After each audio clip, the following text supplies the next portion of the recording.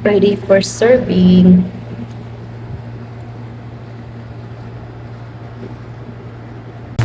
Hello guys! Assalamualaikum! Ngayon ay magluluto tayo ng masabib or pancake. Ayan.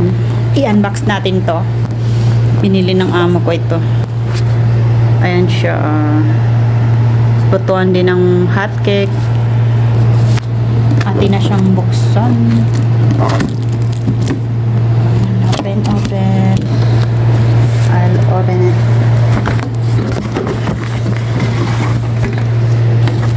Ito na siya guys. Anim.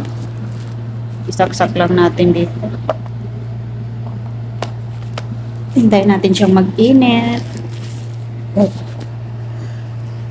Iyan mo natin siya. Punasan natin siya ng tissue. Basang tissue. Yan, i-ready natin yung lutuin kung masabib. Ito yung ito yung masabib na blender. Na blender ko na siya. So, ayan yung mga natin. Tissue. Kasi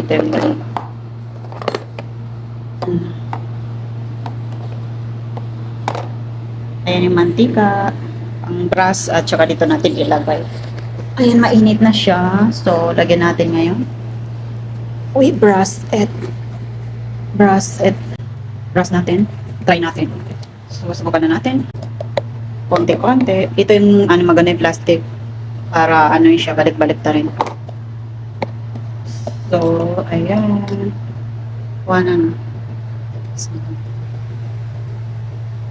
Try lang natin. Wag masyadong marami, baka umapaw.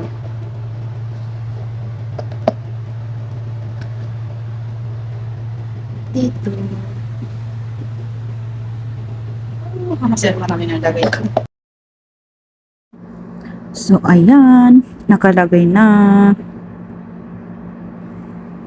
At pag medyo maluto na yung sana, balik-balik ta rin lang yan siya.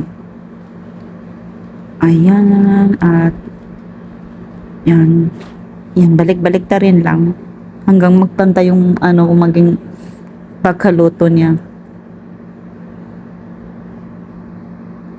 So, ganyan lang kadali magluto ng masabib. Yung brown na arena, yun pancake. Magawa din ka ng pancake, masarap din yun siya. So, ayan na guys, ang naluto ko. Pwede na siyang lagyan ng honey or cheese.